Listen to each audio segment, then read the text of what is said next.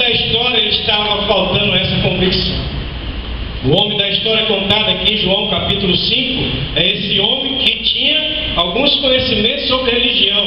Ele não tinha conhecimento do Senhor Jesus. Ele apenas tinha o conhecimento da crendice. E quantos de nós estamos assim vivendo? Porque eu acredito em algumas coisas e tem me falado e não faço exame dessas coisas. Esse paralítico estava com essa dificuldade. Era alguém que estava derrotado, a sua esperança estava exatamente nessa crendice da época, quando precisava estar firmada no Senhor Jesus. Há muitas pessoas hoje dominadas pela crendice. Dê uma olhadinha aí nas igrejas evangélicas que existem. Quer ver um exemplo? Eu nasci assim, eu cresci assim, eu vou ser sempre assim. Nasci na religião dos meus pais. Se fosse completar, sou Gabriel. Mas eu não vou completar assim não. Mas é assim com algumas pessoas religiosas, né? A gente conversa, a gente prega, a gente mostra Jesus, mas ele diz, não, eu nasci assim, né? Eu nasci nessa religião, meu pai ficou nessa religião, meu avô foi dessa religião, e eu sou dessa religião. O que mais me preocupa, você sabe o que é, irmãos? É que essa moda chegou também na igreja evangélica. Chegou nas igrejas evangélicas. Existem algumas pessoas enganando os outros e sendo enganados com a crendice. Quer ver uma coisa? Rosa ungida, vocês não ouviram falar? Já ouviram falar? Água do Jordão, já ouviram falar? Já ouvimos falar. Óleo santo. Tem uma livraria evangélica no centro. Eu ia até trazer para a Mandu, mas acabei esquecendo, né? Mas era esse óleo santo. Óleo santo. Copo d'água em cima do rádio da TV, você já ouviu falar isso? Tem também, irmãos, são crendices. Isso são crendices. E isso está no meio do povo evangélico. Pessoas que conhecem a palavra, pessoas que leem a Bíblia e não conseguem enxergar isso por causa das crendices. São crendices que não levam o homem à vitória e precisam ser colocados de lado rapidamente. Todos quando se deixam dominar pela crendice se tornam derrotados, se tornam escravos. O segredo da vitória está na fé em Jesus. Romanos 8:37 vai dizer assim a primeira parte, irmãos. Mas em todas estas coisas somos mais do que vencedores por aquele que nos amou. Vamos repetir? Mas em todas estas coisas somos mais do que vencedores por aquele que nos amou. É por Jesus. Nós vivemos, nós morremos, nós continuamos aqui na terra por Jesus, só por Ele.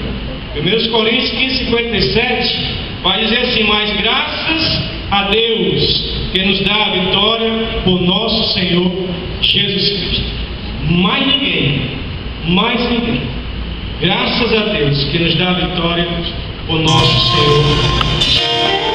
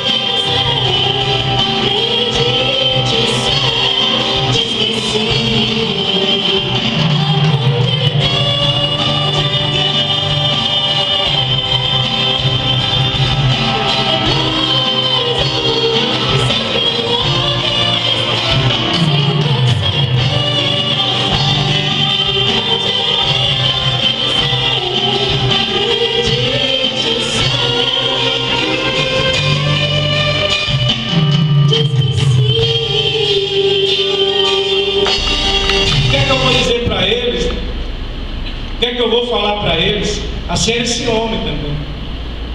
Jesus perguntou para ele: se queres ficar são? Qual é a resposta dele, irmão? Meu Senhor, me cure agora.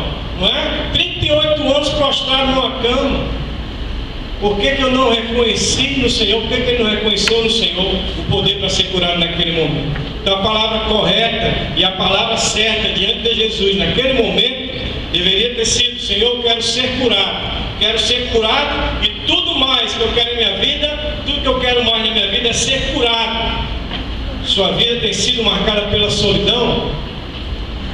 Você está sozinho? Você está se sentindo assim? Conta-se uma ilustração de um pastor que estava no aeroporto, cheio de gente, muita gente lá, e ele passou mal naquele aeroporto. E ele olhava para toda a multidão e dizia: e agora? Quem que vai me ajudar? Estava com muita gente e ao mesmo tempo estava sozinho. Não tinha ninguém na família. Você está se sentindo só? Jesus quer ficar bem próximo de você nessa noite. Algumas pessoas estão enfrentando algumas perdas, né? De morte, algum parente que passou, alguns que já partiram para a glória. Você está se sentindo só, meu irmão? Se aproxima de Jesus.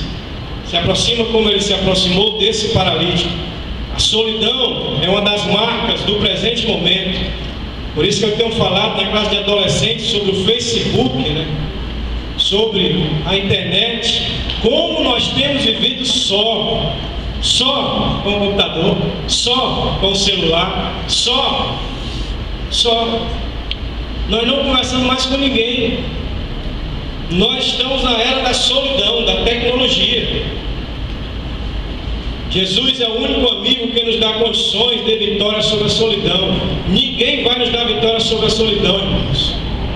Então pare um pouco com isso, pare um pouco da tecnologia, passe a ler a Bíblia, procure conviver com os irmãos em comunhão. Miguel Falabella citou uma coisa no Facebook que ele diz assim: os seus amigos não são do Face, os seus amigos são daquele que lhe vê face a face. Né? Esse é o amigo verdadeiro. Então, irmão, não vamos brincar mais com isso, né? Não vamos brincar mais solidão. Vamos correr o mais rápido possível para olhar para o nosso amigo face a face. É assim que Jesus ensinou. Jesus chegou para o paralítico e disse: o quê? Queres que eu te faça? Queres ser salvo? Meus irmãos, o Senhor Jesus só tratava os assuntos dele no olho, né? Tete a tete, olhando para a pessoa. Jesus nunca interrogou ninguém sem olhar nos olhos da pessoa. Me tomou pelas mãos, sobre mim, derramou sobre mim seu amor, e hoje sou fruto desse amor. Eu recebi um novo coração. Aspergir sobre mim, aspergir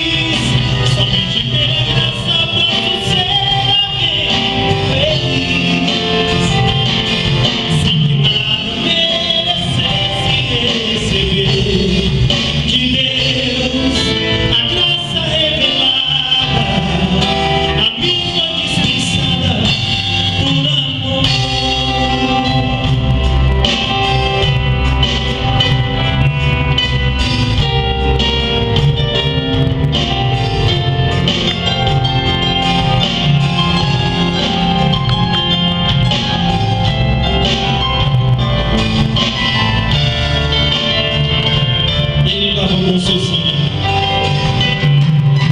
Me lavou, com seu sangue me lavou. Seu amor me transformou.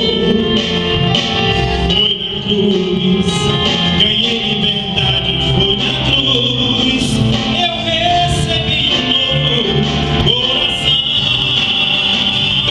Somente pela graça de Jesus, aqui estou. Somente pela graça de Jesus que me alcançou. Sem que nada merecesse receber de Deus. Jesus pagou pecados, eram meus. Somente pela graça de Jesus eu me refiz. Somente pela graça posso ser alguém feliz. Sem que nada merecesse receber de Deus. A graça revelada a mim foi dispensada por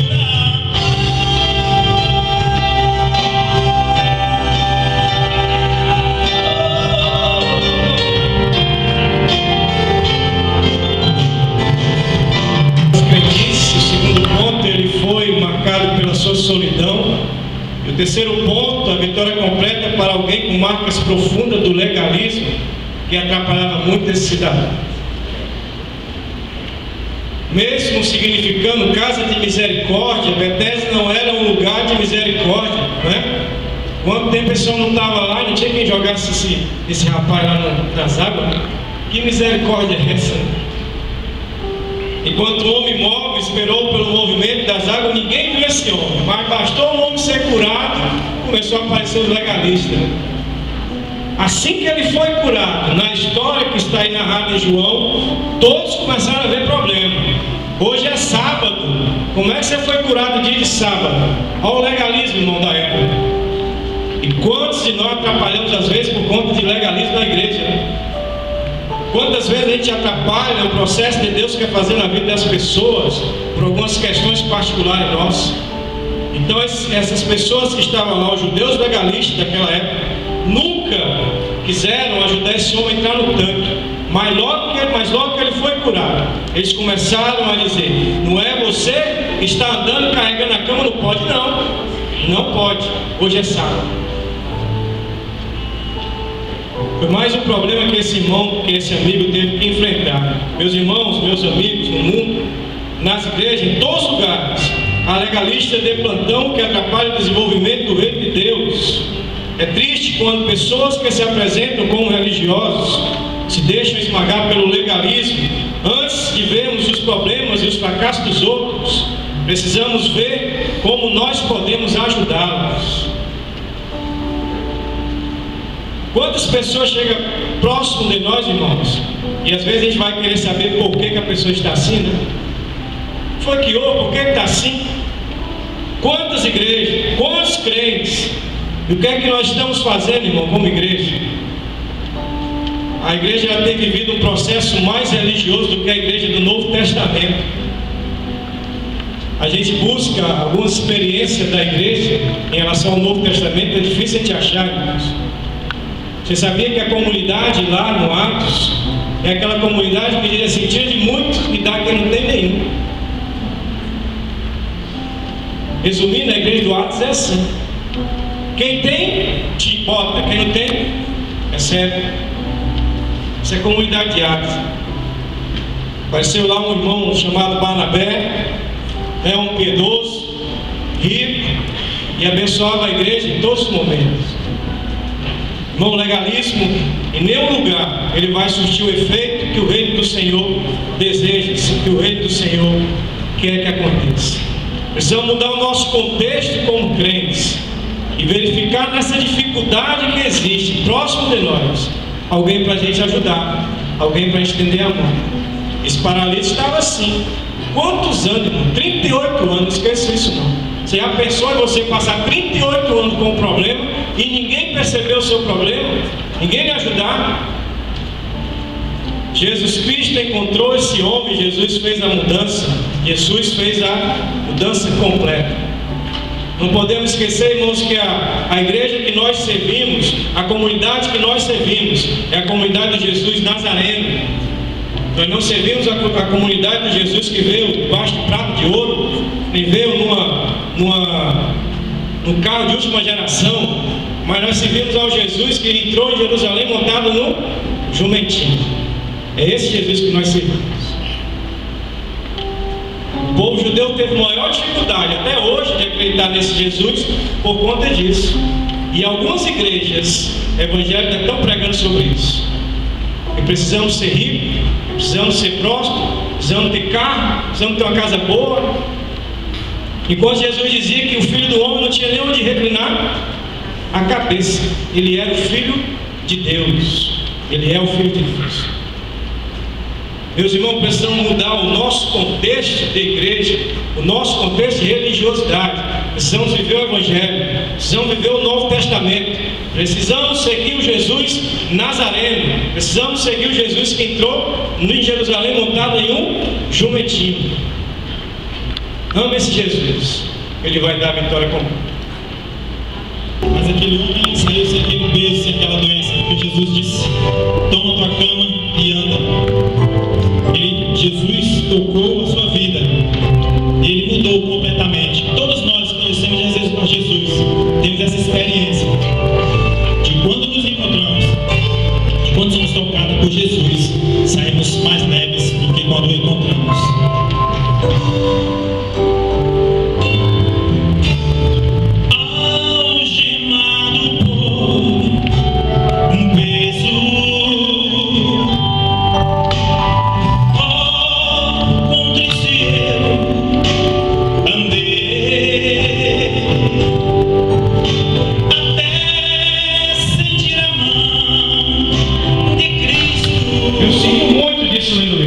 Quando me chamaram para fazer esse leilão, havia um segredo estipulado no testamento do antigo dono. Não seria permitido revelar esse segredo até esse exato momento. Somente a pintura, o filho, seria leiloado. Aquele que a comprasse herdaria todas as demais pinturas e também herdaria todas as suas posses. O homem que comprou o filho fica com tudo. Amém? Esse é o nosso Senhor Jesus. Quem encontra Jesus, encontra tudo. Quem fica com Jesus, fica com tudo. Você quer encontrar Jesus nessa noite? Amém? Vamos baixar a cabeça, irmãos. Vamos estar em oração. Vou pedir o grupo ali à frente, tocar só o teclado aqui. E nós vamos então pensar um pouco sobre o que nós falamos aqui. Já são 8:55, não vou demorar muito. Mas eu gostaria que nessa noite você pensasse um pouco sobre o que foi falado, sobre o encontro desse homem com o Senhor Jesus, a diferença que ele faz quando ele lhe encontra. E com essa última ilustração, a experiência desse pai, desse leiloeiro, foi assim também com Jesus também, foi dessa forma. Jesus ele veio ao mundo porque ele amou você primeiro. Ele está aqui nessa noite porque ele convidou você a estar aqui nessa noite, porque ele tem algo especial para você nessa noite. Então, se você pensou um pouco, se você meditou, se você buscou, se você entendeu a palavra de Deus nessa noite, levante de suas mãos. Eu não vou demorar muito no apelo. Você quer fazer parte do reino de Deus nessa noite? Levante de suas mãos. Há alguém no nosso meio que gostaria de dizer assim: Jesus, eu te encontrei nessa noite na Igreja Batista de Henrique Forte. Amém? Há alguém nessa noite que gostaria de fazer a sua decisão ao lado do Senhor Jesus? Levante as suas mãos. Talvez sejamos como essas pessoas que estavam no leilão. Alguém levantou a mão? Louvado seja o Senhor. Louvado seja o Senhor.